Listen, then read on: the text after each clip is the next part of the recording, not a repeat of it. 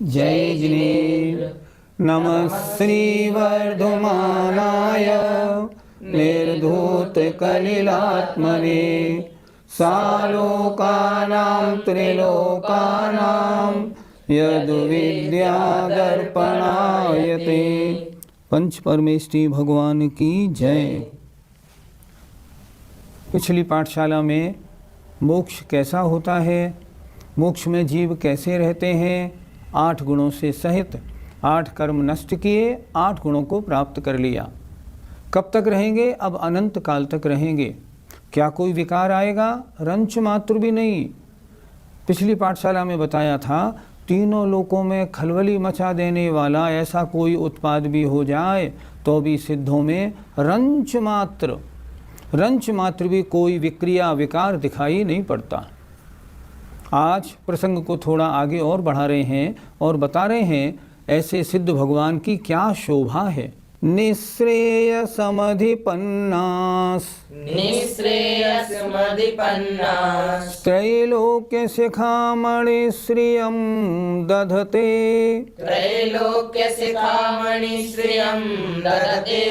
निष्किट्टिकालिका छवि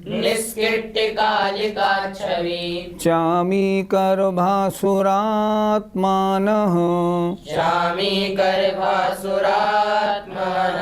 बोलिए, निःश्रेयसमधिपन्नास् त्रैलोक्य शिखामणि श्रियं ददते निष्किट्टिकालिका छवि चामीकरभासुरात्मानः। निःश्रेयसम अधिपन्नाः, निःश्रेयस माने मोक्ष, उनको जिन्होंने प्राप्त कर लिया है, अर्थात मोक्ष को प्राप्त हुए जीव। त्रैलोक्य, तीनों लोकों की शिखा माने टॉप पर सिद्ध भगवान कहाँ निवास करते हैं? 3 लोकों के अंत में। तो तीनों लोकों की शिखा पर मणि की तरह शोभा को धारण करते हैं। अगर हम यहाँ पर कोई मणि धारण करें तो हमारे टॉप पर मानी जाएगी, बड़ी सुशोभित होगी। उसी तरह कह रहे हैं, जिनको मोक्ष प्राप्त हुआ है ऐसे सिद्ध भगवान तीनों लोकों की शिखा पर मणि की श्रियम माने शोभा को धारण करते हैं। कैसे होते हैं वे, वहाँ पर कैसे लगते हैं? निष्किट्ट कालिका छवि, निष्किट्ट कालिका कीट और कालिमा से रहित, छवि माने सुंदर, और चामीकर माने सुवर्ण के समान, भासुरात्मान माने प्रकाशमान होने वाले। जैसे सोने का कच्चा पत्थर लिया और उसमें से पत्थर अलग कर दिया तो अलग सोना चमचमाता दिखाई पड़ता है। उसी तरह संसारी आत्मा में तो आत्मा कर्म दोनों मिले हुए थे। जब कर्म निकल गया, आत्मा शुद्ध हो गई, तो आत्मा एकदम परम शुद्ध अवस्था को प्राप्त है। और कहाँ पे विराजमान हुए? तीनों लोकों के टॉप पे। पंडित जी, सिद्ध भगवान किस शोभा को प्राप्त होते हैं? खान से स्वर्ण पाषाण निकाला। अब उसमें 2 चीज़ें हैं, सोना भी है और किट्ट कालिमा पत्थर भी है। फिर क्या किया? उसको तोड़ा, उसको पीस के सोने को अलग निकाला और सारी कीट कालिमा अलग कर दी। अब सोना कैसा निकलता है? चमाचम, एकदम सुंदर। उसी तरह संसारी अवस्था में आत्मा और कर्म मिले जुले थे। आत्मा अशुद्ध थी, विकारी थी, गंदी थी। तप के द्वारा उन कर्म कालिमा को हटा दिया। अब आत्मा कैसी हो गई? बिल्कुल साफ सुथरी। कैसी? जैसी किट्ट कालिमा से रहित सोना होता है ना, ऐसी परम शुद्ध अवस्था को प्राप्त हो गई। वे सिद्ध भगवान ऐसी परम शुद्ध अवस्था की शोभा को प्राप्त होते हैं। पंडित जी, क्या मुक्त जीवों में रंच मात्र भी राग द्वेष नहीं होता? राग द्वेष आत्मा के गुण नहीं हैं। आत्मा जब कर्म सहित होता है तब चारित्र मोहिनी के उदय से आत्मा की जो विकारी अवस्था होती है उसके कारण राग द्वेष होते हैं। अब सिद्ध भगवान में आत्मा का शुद्ध स्वरूप प्रकट हो गया। कर्म रंच मात्र भी नहीं, 0.00001% भी नहीं, बिल्कुल नहीं। जब कर्म ही नहीं है फिर आत्मा में विकारी अवस्था बनेगी कैसे? इसलिए सिद्ध भगवान में चाहे करोड़ों वर्ष गुजर जाएं फिर भी रंच मात्र राग द्वेष होता नहीं, होने की संभावना भी नहीं होता। पंडित जी, सिद्ध भगवान की इंद्रियां तो होती नहीं है, फिर वह जानते कैसे होंगे? आत्मा जब कर्मों से लिप्त होती है तब वो जानती तो है पर अन्य की सहायता से जानती है। तुमने आँख से कुछ देखा, मैंने आँख से देखा तोता, तो आँख ने देखा तोता या आत्मा ने देखा तोता? तोता तो आत्मा ने देखा, पर आँख से देखा। आँख की मदद क्यों पड़ी? क्योंकि अभी कमज़ोर है, ज्ञानावर्णी कर्म का क्षयोपशम नहीं। अगर केवल ज्ञान होता ना तो बिना इंद्रियों के आत्मा से सीधा जानता। जानने वाला तो आत्मा ही है। जिसे कम दिखता है ना, वो चश्मा लगा के पूरा देखता है। अब प्रश्न है, देखना चश्मे का काम है या आत्मा का? आत्मा का।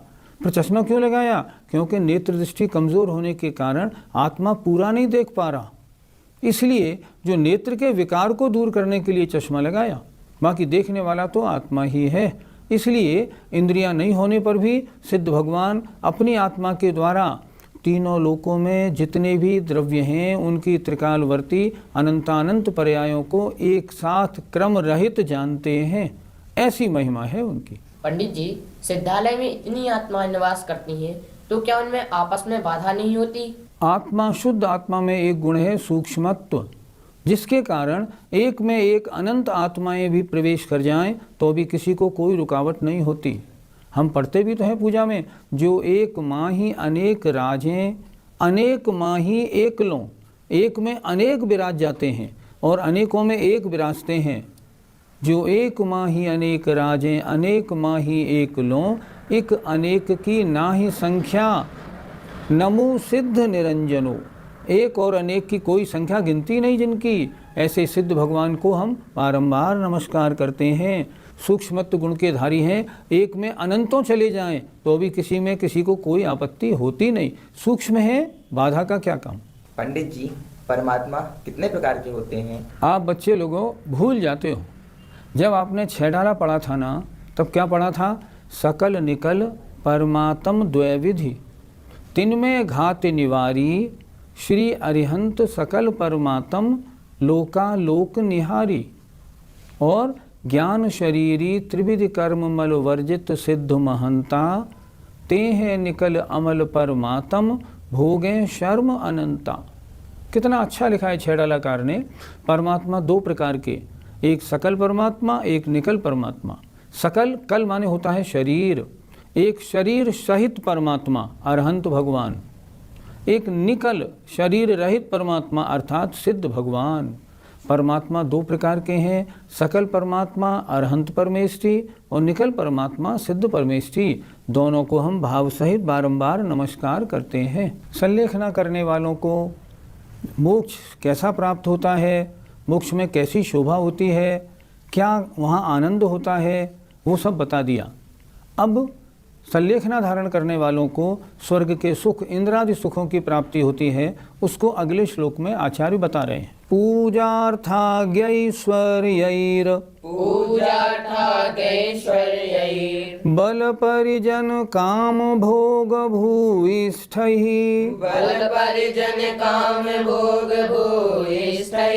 अतिशयित भुवन मदभुत मभ्युदयं फलति सद्धर्मः। बोलिए, पूजार्थाग्यैश्वर्यैर बल परिजन काम भोग भूयिष्ठैः अतिशयित भुवन मदभुत मभ्युदयं फलति सद्धर्मः। पूजा अर्थ माने धन और आज्ञा के ऐश्वर्य को जो समाधि धारण करते हैं और समाधि को अतिचार रहित संपूर्ण करते हैं, ऐसे महान ज्ञानी चारित्रवान जीवों को क्या प्राप्त होता है? या तो मोक्ष, और मोक्ष न हो तो स्वर्गों के सुखों की प्राप्ति होती है। और वो भी छोटे मोटे निचली जाति के नहीं बनते, ऊपर इंद्र आदि उनमें पैदा होते हैं। देखें, पूजा माने प्रतिष्ठा, अर्थ माने धन और आज्ञा के ऐश्वर्य को, और बल माने शक्ति, परिजन माने परिवार, और काम माने पांच इंद्रियों के विषय, और भोग इनसे परिपूर्ण, और अतिशयित माने आश्चर्य का आश्चर्य युक्त करने वाले। ऐसे भुवन अर्थात तीनों लोकों को आश्चर्य युक्त करने वाले ऐसे अद्भुत अभ्युदयम सांसारिक सुखों को, इंद्र आदि के सुखों को, सद्धर्मः संलेखना धर्म को अच्छी प्रकार पालन करने वाले जीव फलती प्राप्त होते हैं। जो संलेखना को निरतिचार संपूर्ण करते हैं सद्धर्मः, उन्होंने धर्म का अच्छी तरह से पालन किया है। अब उनको क्या मिलेगा? देखिए, उनको पूजा प्रतिष्ठा मिलेगी, अर्थ धन मिलेगा, आज्ञा चलेगी, इसके ऐश्वर्य को प्राप्त होते हैं। और बल, शक्ति, परिवार, पांचों इंद्रियों के भोग, सब तरह के इनसे परिपूर्ण और अतिशयित भुवन, संसार को आश्चर्यचकित करने वाले ऐसे अतिशय, ऐसे अद्भुत अभ्युदयम सांसारिक सुखों को, संलेखना धर्म को अच्छी प्रकार पालन करने वाले जीव फलती प्राप्त होते हैं। जैसे सीता का जीव ऊपर क्या बना? 16वें स्वर्ग में प्रतीन्द्र बना, संलेखना सहित मरण करके बना। इसी प्रकार पंडित जी, संलेखना को धारण करने वाले जीव स्वर्ग ही क्यों जाते हैं, अन्य गतियों को क्यों नहीं जाते? नियम ऐसा है, जिन जीवों के नरकायु, तिरंचायु, मनुष्यायु का बंध हो गया हो, वे व्रतों को धारण नहीं कर सकते। अब यहाँ व्रतों को धारण किया है, महाव्रतों को अंगीकार किया है, अगर आरिका आदि में संयम को भी अंगीकार किया है, तो उन जीवों के नरक, तिरंच, मनुष्यायु का बंध पहले हुआ ही नहीं होगा। अगर हो गया होगा तो वो इनको धारण नहीं कर पाएंगे। जो व्यक्ति अच्छी प्रकार समाधि पूर्वक मरण कर रहा है, समझो अधोगति में तो जाएगा ही नहीं, ये तो अंतिम समय अच्छे परिणाम से मरा है, नियम से स्वर्ग में जाएगा। इसलिए संलेखना को अच्छी तरह पूरी करने वाले या तो स्वर्ग जाएंगे, और चतुर्थ काल में और अच्छी तरह संलेखना की है तो मोक्ष को प्राप्त होते हैं, अन्य गतियों को प्राप्त नहीं होते। एक बात और भी है, सम्यक्त सहित भी अगर मरण किया जाता है तो मात्र देवायु में ही जाता है, अन्य में नहीं जाता। इसलिए जो सम्यक्त सहित है, व्रत सहित है, संलेखना को अच्छी तरह पूरी कर रहा है, वो तो स्वर्ग में जाएगा, और स्वर्ग में भी इंद्र सामानिक बनेगा। आभियोग, किल विषेक, अनीक, इन प्रकीर्णक, इनमें नहीं जाएगा। और स्वर्ग में भी इंद्र सामानिक बनेगा, आभियोग, किल विषेक, अनीक, इन प्रकीर्णक, इनमें नहीं जाएगा। वो तो महान पुरुषार्थ करने वाला है, वो तो ऊपर के स्वर्ग में भी महान स्वर्ग में रिद्धिधारियों में पैदा होता है। पंडित जी, अगर कोई त्रियंच जीव समाधि लेकर मरण करे तो उसका जन्म कौन से स्वर्ग तक होगा? त्रियंच सम्यक दृष्टि है, व्रत सहित है, समाधि लेके मरण कर रहा है, अधिक से अधिक कहाँ तक जाएगा? 16वें स्वर्ग तक। इससे ऊपर जाने की बात नहीं बनती। लेकिन त्रियंच के लिए तो बहुत बड़ी बात है कि समाधि पूर्वक मरण किया और 16वें स्वर्ग तक पैदा हुआ। ये भी बात जानने की है, 16वें स्वर्ग से ऊपर 9 ग्रैवियक हैं, 9 अनुदिश हैं और 5 अनुत्तर हैं। इनमें उत्पन्न होने वाले जीव तो पुरुष मनुष्य गति वाले और जिन्होंने अंत में मुनि अवस्था धारण की है, ऐसे मुनि महाराज ही होते हैं। त्रियंच 16वें स्वर्ग से ऊपर नहीं जाते, चाहे वो कैसी भी साधना कर लें। इसी तरह स्त्रियां भी 16वें स्वर्ग से ऊपर नहीं जाती। कोई भी आरिका हो, कैसे ही संलेखना पूरी करें, फिर भी अधिक से अधिक 16वें स्वर्ग तक जाएंगी, उससे ऊपर नहीं। पंडित जी, वर्तमान में संलेखना धारण करने वाले जीव किस स्वर्ग तक उत्पन्न हो सकते हैं? स्वर्ग में उत्पन्न होने का संबंध संघनन के साथ होता है। अच्छी तरह विषय समझें। जैसा सहनन वैसी उत्पत्ति। कहते हैं पंचम काल में 3 हीन संघनन पाए जाते हैं, एक अर्धनाराज, एक कीलक और असंप्राप्ता श्रपाटिका। लेकिन लगता ऐसा है हम सब लोगों के जो वर्तमान में हम हैं, हम सब लोगों के लगभग असंप्राप्ता श्रपाटिका सहनन हैं। आप पूछेंगे ऐसा आप क्यों कह रहे हैं? क्योंकि हमारी आपकी सबकी हड्डियां नसों से बंधी हुई हैं, उनमें वो बोल्टेड नहीं है, खांचों में फंसी हुई भी नहीं है। इसलिए पंडित रतनचंद जी मुख्तियार ने लिखा, वर्तमान में सभी जीवों के लगभग असंप्राप्ता श्रपाटिका सहनन पाया जाता है। यद्यपि आचार्यों ने यह भी लिखा है कि पंचम काल में 3 सहनन पाए जाते हैं, अर्धनाराज, कीलक और असंप्राप्ता श्रपाटिका। अगर कोई जीव अर्धनाराज सहनन वाला हो और अच्छी तरह समाधि करे तो 16वें स्वर्ग तक उत्पन्न हो सकता है। कोई जीव कीलक सहनन वाला हो, अच्छी तरह समाधि करे तो 12वें स्वर्ग तक जा सकता है। और हम और आप जनरली जो असंप्राप्ता श्रपाटिका सहनन वाले हैं, अगर हम अच्छी से अच्छी समाधि करें तो भी 8वें स्वर्ग से ऊपर नहीं जा सकते, क्योंकि असंप्राप्ता श्रपाटिका सहनन वालों के परिणामों में ध्यान या एकाग्रता, बाहर की आपत्तियां आने पर भी मन के अंदर जो एकदम स्थिरता होती है, ज़्यादा नहीं हो पाती। आत्मा की समता परिणामों में स्थिरता रहना भी शारीरिक सहनन के ऊपर आधारित तो होता है। अगर सहनन नहीं है तो फिर आत्मा के परिणामों में एकाग्रता नहीं बनती, डावाडोलपना रहता है।